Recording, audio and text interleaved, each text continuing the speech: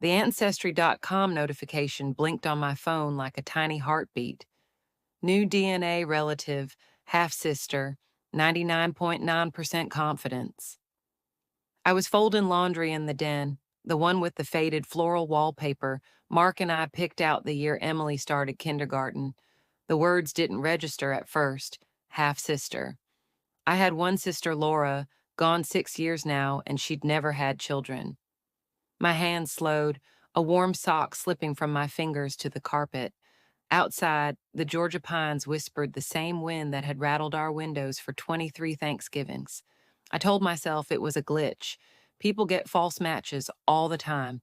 But the name attached to the profile, Madison Reynolds, age 19, Macon, Georgia, sat in my chest like a swallowed stone. Let me take you back to before the stone, to the ordinary mornings that smelled like coffee and Mark's aftershave. Our house sat on a cul-de-sac in Ellenwood, the kind of street where kids still chalked hopscotch on the driveway and neighbors left peach cobbler on porches when someone's mama passed. Mark and I bought it in 1999 with a VA loan and two incomes. Him a claims adjuster for State Farm, me a part-time bookkeeper at the elementary school. We painted the kitchen butter yellow because I said it reminded me of Sunday light through church windows. Mark woke at 6:15 every weekday, same as the rooster on the old farm clock his daddy gave us. He'd shuffle in, hair sticking up like a boy's, and kiss the top of my head while the Keurig hissed. "Morning, Ree," he'd murmur short for Marie, and I'd smile into my mug because that small ritual still felt like the first year we dated. Emily, our only child, came along in 2001. Colic for 6 months, then sunshine. She had Mark's hazel eyes and my stubborn chin. Weekends meant pancakes shaped like Mickey Mouse, and Mark teaching her to bait a hook at the pond behind the Baptist church. I kept a scrapbook thick as a phone book. First steps, first bike, first heartbreak, when her goldfish floated belly up. Mark traveled some for work storm seasons in Florida, hail damage in the Carolinas. He'd call every night from whatever Motel 6 smelled like bleach and vending machine coffee. "Tell him I caught a catfish bigger than her head," he'd say, and I'd laugh even when the house felt too quiet. By 2023, Emily was 22, finishing nursing school in Athens, texting me photos of her in scrubs with captions like, "Mom, I saved a fake life today." Mark and I had settled into the gentle rhythm of empty nest love. Friday night steak on the grill, Saturday antique malls, Sunday service, then pot roast. He still reached for my hand across the truck console. I still believed the ring on my finger was the only one that mattered. That October, Emily gifted us Ancestry kits for our anniversary. "Family tree project," she said, eyes sparkling. "I want to know if we're secretly royalty." Mark rolled his eyes, but spit in the tube same as me. I mailed them off thinking we'd laugh over some distant Irish cousin who herded sheep. 3 weeks later, the results pinged. Mine, 62% British Isles, 28% Scandinavian, a sprinkle of native.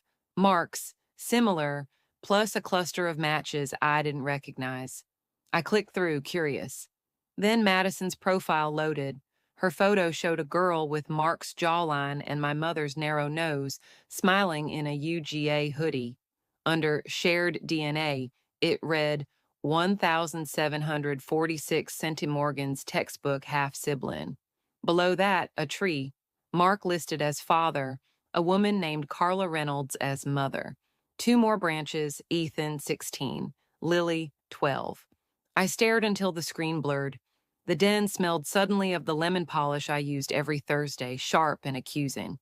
Down the hall, the grandfather clock Mark's mother's ticked, like it knew something I didn't. I closed the laptop, opened it, closed it again. My pulse kept time with the second hand. That night, Mark came home late, tie loosened, cheeks flushed from the cold. "Traffic on 285 was murder," he said, kissing my cheek. I smelled bourbon under the mint gum. He used to hate bourbon. "Dinner's meatloaf," I managed. My voice sounded like someone else's. He ate standing at the counter, scrolling his phone. I watched the muscle in his jaw work the way it did when he was pretending everything was fine. Emily FaceTimed to show us her new stethoscope. Mark laughed too loud, called her Nurse Nightingale. When she hung up, he said he had invoices to finish and disappeared into the office. I stood at the sink scrubbing the pan that was already clean. Water ran hot over my wrists. In the window's reflection, my face looked older than 51. The next morning, I drove to the school but sat in the parking lot, 20 minutes engine idling. Children's laughter floated from the playground, bright, careless. I opened the Ancestry app again. Madison had accepted my connection request. A new message waited. Hi, are you my dad's cousin or something? He never talks about family. I typed, deleted, typed again. Finally, I think we should talk. See, Madison's latte sloshed, a brown crescent staining the table. She stared at the photo, Mark's arm around my waist, both of us 28 and believing forever was a promise you could hold. Her thumb hovered over the screen like she could erase it. That's my dad, she whispered. But you're his wife, I finished. The words tasted metallic. The barista called an order. The espresso machine hissed like it was shushing us. Madison's gaze darted to the door, then back to me. Mom said they dated in high school, broke up when he joined the Navy. He came back around when I was little, said he'd missed too much I heard the math in my head. Mark deployed in 98, home on leave summer of 99. We married that December. Madison was born March 2004. The timeline fit together like puzzle pieces I never knew were missing. I asked the questions gently, the way you pull a splinter, slow so it doesn't tear more. Carla Reynolds. Did she live in Macon? Yes, a duplex off Pio Nono. Did Mark visit often? Every other weekend, sometimes more. Did the kids call him Dad? Always. Madison's voice cracked on that last one. She twisted a silver ring on her right hand. Mark's high school class ring, resized. I recognized the tiny dent on the band from the time he dropped it fixing the lawnmower. I have to go, she said suddenly, gathering her backpack. I'll text you. She left the latte half drunk. I sat until the ice melted and the cup sweated a ring onto the wood. The drive home blurred. I stopped at the Kroger on the way, bought nothing, walked out with a rotisserie chicken I didn't need. At home, I set it on the counter and stared at it like it might cluck out answers. Mark texted at 6:07. Stuck in a meeting, grab pizza. I typed sure and deleted it. Typed come home and sent that instead. He walked in at 7:42 carrying a Domino's box, grease bleeding through the cardboard. Emily called? He asked, kissing my temple. His lips were cold from the night air. No. I took the pizza, set it on the stove.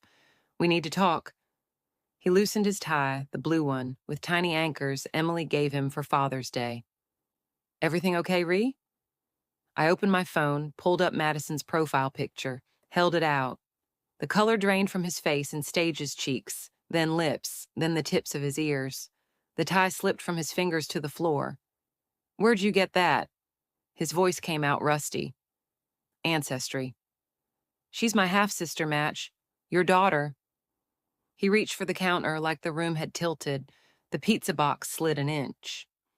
Marie, I can explain. Start now. He told it in pieces, eyes on the tile. Carla had been his high school girlfriend. They reconnected at a reunion in 2003. He was in Jacksonville for hurricane claims. She was bartending. One night turned into weekends. She got pregnant. He panicked, told her he'd support the baby, but couldn't leave me. Madison came, then Ethan, then Lily. He set up a separate account, paid rent on the duplex, coached Little League under the name Uncle Mark. Every word landed like a pebble in a bucket small, but the water kept rising. Why not tell me, I asked. My voice stayed level. I was proud of that. I was ashamed. He rubbed his eyes with the heels of his hands. You wanted another baby after Emily. The miscarriage. Don't. I held up a hand. The miscarriage in 2005 had been a silent grief we never named. Don't use that. He nodded, shoulders folding inward. I thought if I kept them separate, no one got hurt. I laughed then short, sharp, like breaking glass. You have 3 children calling you Dad in Macon, Mark. Emily thinks she's an only child. Silence pooled between us. thick as the garlic smell from the pizza. I'll fix it, he said finally. I'll tell Carla it ends. I'll. No. I picked up his tie from the floor, folded it neatly. You don't get to decide what ends. That night he slept in the guest room. I lay awake listening to the house, settle pipes ticking, the fridge humming, the clock in the hall, marking time I couldn't get back. The next weeks were a slow unraveling. Mark left for work early, came home late. He brought flowers, guilty roses that wilted in the vase. I cooked separate meals, ate mine standing at the sink. Emily called. I let it go to voicemail. I created a new ancestry tree, private. Added Madison, Ethan, Lily. Watched the branches grow like weeds.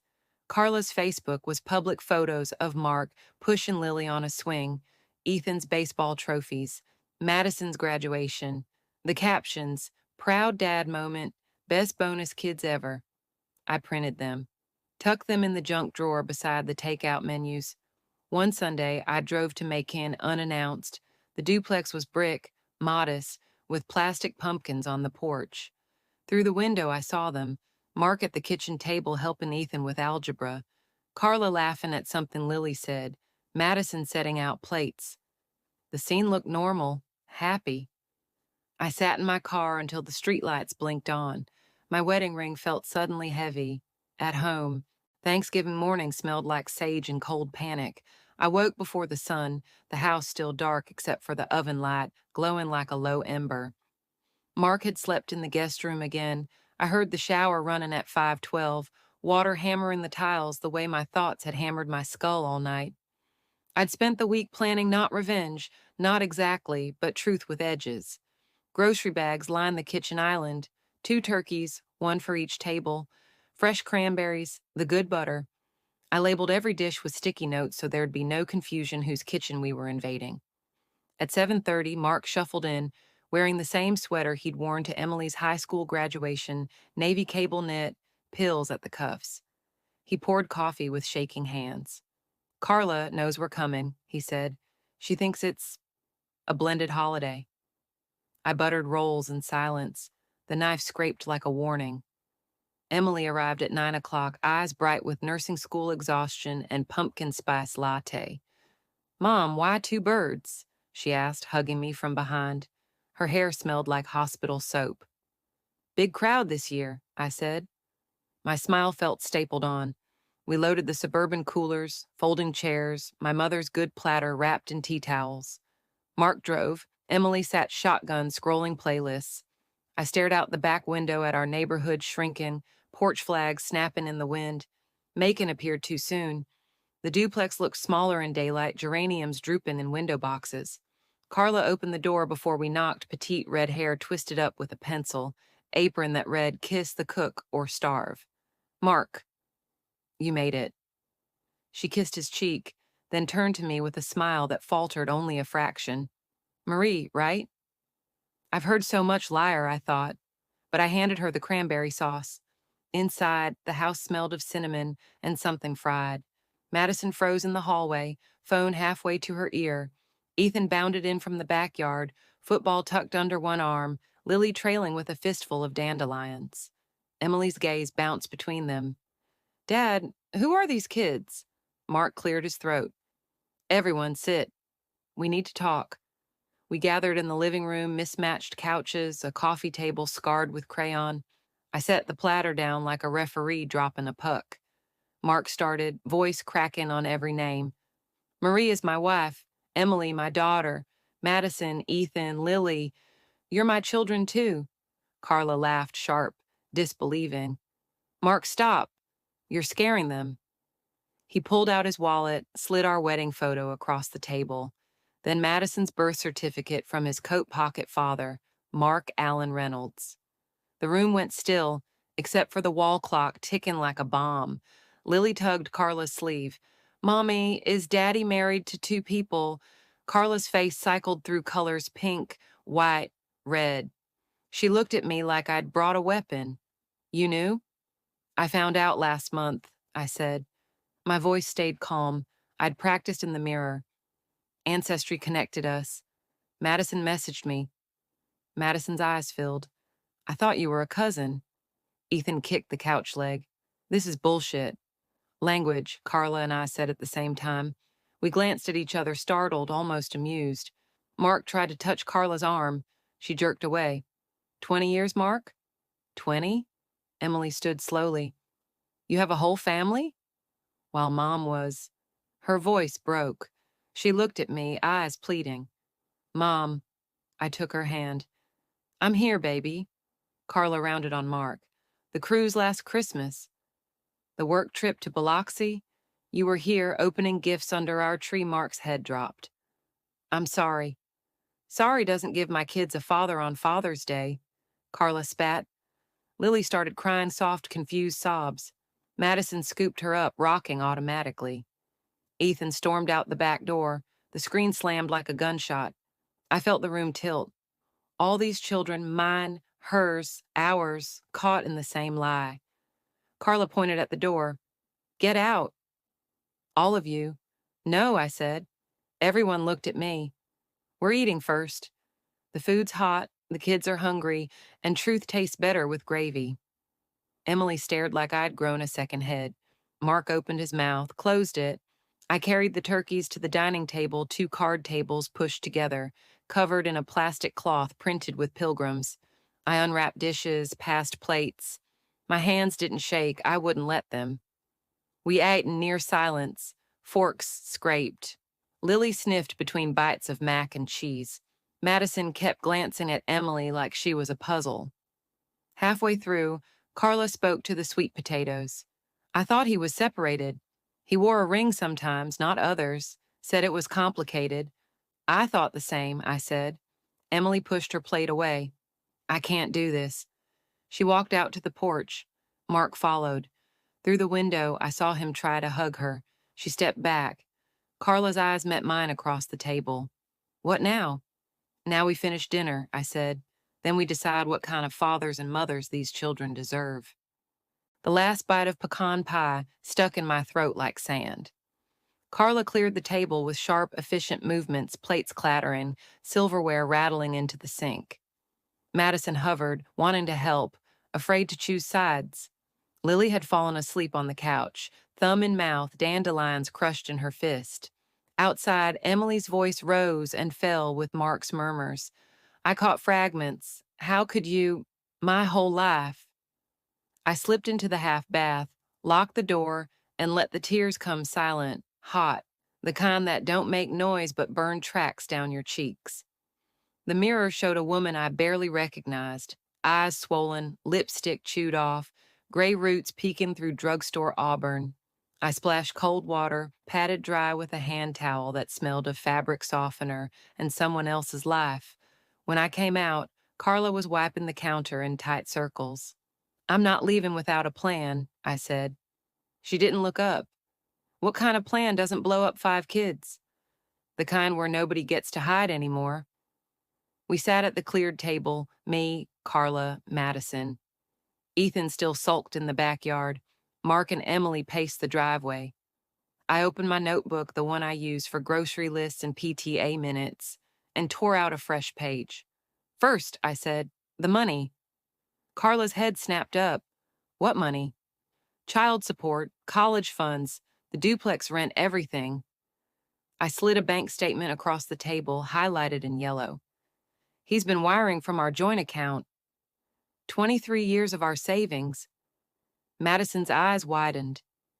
That's why Mom never worried about bills. Carla's hand flew to her mouth. I thought it was insurance bonuses. I wrote a number at the top of the page, $187,400. That's what's missing. We split it 3 ways, 1 for Emily's med school loans, 1 for Madison and Ethan's college, 1 for Lily's future. Mark signs today, or I call the DA Monday. Carla stared at the figure like it might bite. He'll fight. He'll lose, I said. Adultery plus fraud. I already spoke to a lawyer. Madison traced the number with a trembling finger. What about us? Do we stop seeing him? That's your choice, I told her, but it won't be in secret anymore. Mark knocked, face pale through the glass. I let him in. Emily followed, eyes red but steady. I handed him the pen. Sign. He scanned the page, lips moving as he read. This is everything we have. Everything I have, I corrected. You spent it on 2 mortgages and Disney annual passes. Emily stepped forward. Sign it, Dad. Or I walk too. His hand shook so badly the first signature looked like a child's. He signed again, slower. Carla witnessed. Madison took a photo with her phone evidence. Insurance. Next, I opened my laptop, pulled up a new document titled Family Agreement. Mark moves out by December 26th. He gets supervised visits until the kids decide otherwise. Therapy individual and family starts January. No more lies, ever. We passed the laptop around. Carla added, he pays for the therapist. Madison typed, we all get to know each other, no more separate holidays. Emily's addition was simple. I want my siblings. Mark read the final line aloud, voice cracking. We choose truth over comfort. He looked at me. You wrote that? Someone had to. Carla stood. I need air. She stepped onto the porch. I followed. The sky had gone bruise purple, porch light flickering. I hated you for 10 minutes, she said quietly. Then I saw Lily asleep on your platter and realized she ate off your grandmother's china. We're in the same mess. I don't hate you, I said. I hate the silence. She nodded. What happens to the house? Mine stays mine, yours stays yours. He figures out a studio apartment. A small laugh escaped her, surprised, rusty. He'll hate that. Good.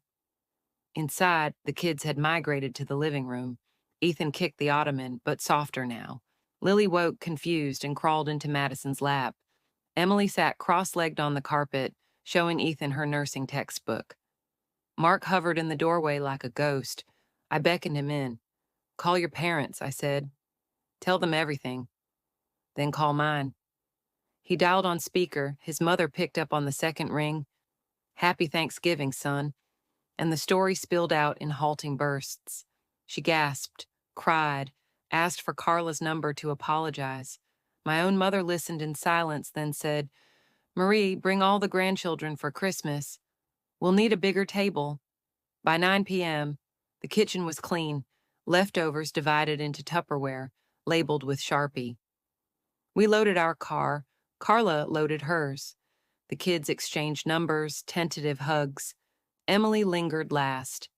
I'm mad, she told Mark, but I'm madder at the lie than at you. He nodded, tears shining. Madison hugged me hard. Thank you for the truth, she whispered, even if it hurts. I kissed her forehead, Mark's cowlick, my mother's freckles. Truth is the only way forward, baby. We drove home under a half moon. Emily fell asleep against the window. Mark stared. December arrived with a hard frost that turned the cul-de-sac into a black and white photograph. Mark's truck no longer sat in the driveway by 6:30 a.m. Instead, a for rent sign appeared in the yard of the little beige house 2 streets over, the one with the leaky gutter and the landlord who took cash. I drove past it once, saw his silhouette through the blinds, and kept going. Word travels in Ellenwood the way smoke travels under doors, quiet then everywhere. The first Sunday after Thanksgiving, I walked into Fellowship Baptist alone. Mrs. Henderson from the choir patted my hand twice, once for sympathy, once for gossip. By the time I reached the pew, whispers rustled like hymnals.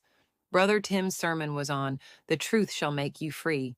3 heads swiveled my way on the word free. Monday, the school secretary slid a casserole into my office fridge. Heard Mark staying with his cousin. She lied gently. I thanked her for the broccoli cheddar and ate it cold at my desk. Emily came home every weekend now, scrubs swapped for flannel, hair in a messy knot. She brought Madison once, awkward, sweet, full of questions. They sat at my kitchen table doing flashcards for anatomy, trading stories about Mark's terrible dad jokes. When Madison left, Emily hugged me so tight my ribs creaked. I like having a big sister, she whispered, even if it hurts. The kids started a group chat. Reynolds rookies. Ethan sent baseball memes. Lily posted Taylor Swift edits. Madison shared nursing school horror stories. I lurked, heart swelling and breaking in the same breath. Carla and I met every Tuesday at the Panera off I-675, neutral ground, free refills. First meeting, we ordered the same soup, broccoli cheddar again. Second meeting, we laughed about it. By the third, we were swapping recipes and custody calendars. She told me Mark cried the first night in his studio, called her drunk at 2 a.m., begging to come home to someone. She hung up. I didn't gloat, I just stirred my tea. The money transfer hit my account December 12th. $62,466.33, exact to the penny. I opened 3 new savings accounts that afternoon, one for each older child. One labeled Lily Do Not Touch until 18. The banker raised an eyebrow at the names, but asked no questions. I deposited the statements in a fireproof box beside my will. Mark's consequences unfolded like dominoes. State Farm put him on unpaid leave, pending an internal audit. Turns out funneling expense reports through 2 households raises flags. His boss, Gary, called me personally. Marie, I'm sick about this. Anything you need, I asked for Mark's personnel file. Gary overnighted it. Inside, glowing reviews, then a note dated 2019. Employee requested transfer to Macon office for family reasons. I photocopied it, mailed it to Carla. Christmas Eve, the church held a living nativity. Mark volunteered as a shepherd every year. Robe, staff, fake beard. This year, the youth pastor texted, "We've recast the role." I didn't smile in public, but I felt it in my bones. His parents drove down from Chattanooga. His mother, Evelyn, showed up at my door with a poinsettia and wet eyes. "I raised him better," she said. I invited her in, poured coffee, let her hold the wedding album like it was a hymnal. She left with a Tupperware of fudge and a promise to host all 5 grandkids for New Year's. The hardest fallout was Emily's nursing cohort. One girl's father worked with Mark. The story spread like strep. Emily came home crying after clinicals. Someone had Sharpied homewrecker's daughter on her locker. I drove to Athens at midnight, scrubbed it off with rubbing alcohol, then sat in the parking lot until sunrise. The next day, I emailed the dean, polite, factual, C'd the university lawyer. The graffiti stopped. Emily got an apology note from the dean and a new locker by the elevator. Carla filed for full custody the week before Christmas. Mark didn't fight, he signed. The judge ordered supervised visits at the YMCA on Saturdays. I saw them once through the glass, Mark pushing Lily on a swing, Ethan shooting hoops, Madison reading on the bleachers. He looked smaller in the fluorescent light. January brought the therapist, Dr. Patel, soft voice, steel spine. First session, Mark tried charm. Dr. Patel cut him off. "We're here for the children, Mr. Reynolds." "Start with honesty." He left shaken. The kids left calmer.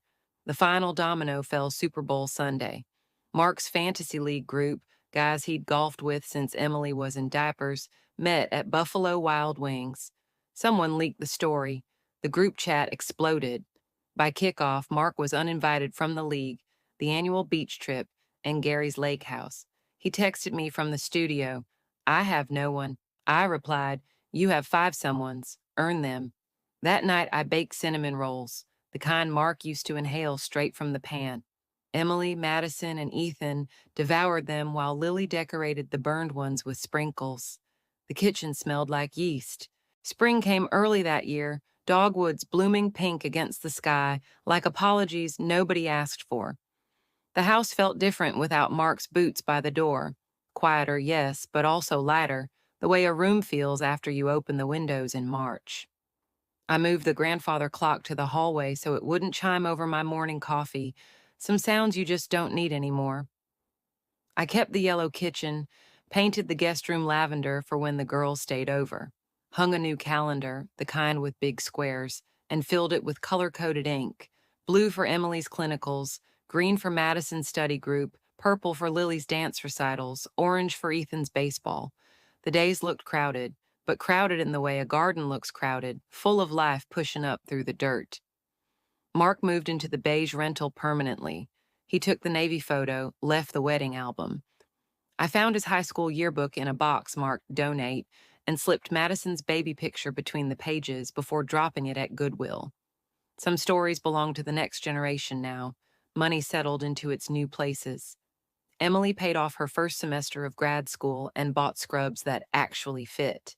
Madison opened a Roth IRA, her first adult decision, she said, eyes shining over FaceTime. Ethan got new cleats without asking his coach for hand-me-downs. Lily started a savings jar shaped like a unicorn. Every visit, she added a $5 bill and shook it like maracas. Therapy became routine. Dr. Patel's waiting room smelled of eucalyptus and crayons. The kids rotated in pairs, Emily with Madison, Ethan with Lily, sometimes all four when the lies felt too heavy. Mark attended alone. After 6 months, Dr. Patel sent a note. Progress, accepts responsibility without deflection, recommends continued co-parenting coordination. I framed it on the fridge next to Lily's finger painting of a rainbow family. Carla and I upgraded from Panera to actual dinners, her duplex 1 week, my house the next. We cook together now, trading recipes like baseball cards. She taught me her mama's cornbread.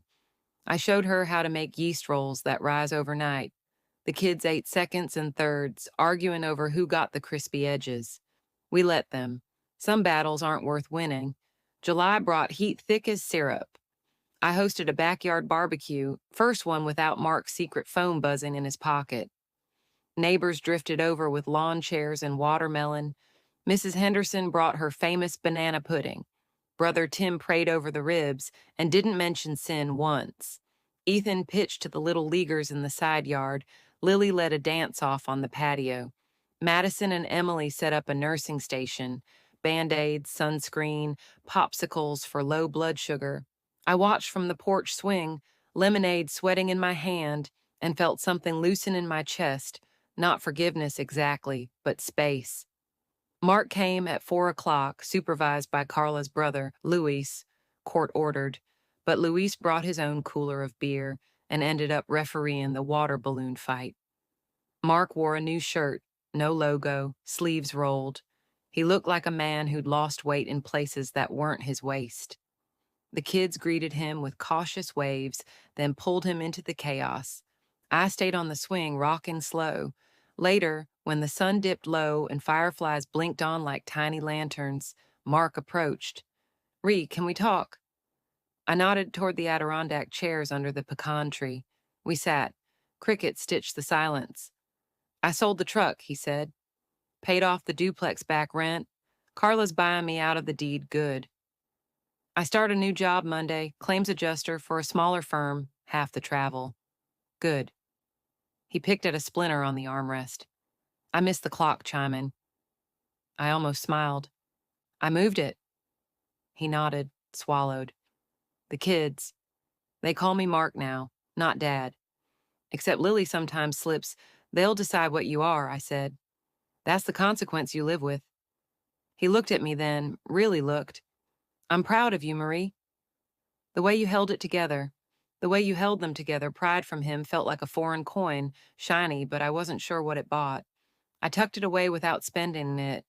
Emily wandered over, grass stains on her knees. "Mom, we're out of ice." And Lily wants to show Grandpa Mark her new cartwheel. Mark stood. "Duty calls." He walked away. Emily slid into his chair, warm from his body. He asked if he could come to my white coat ceremony. "What did you say?" "That I'd think about it." She leaned her head on my shoulder. "I like that I get to choose now." August brought college move-in.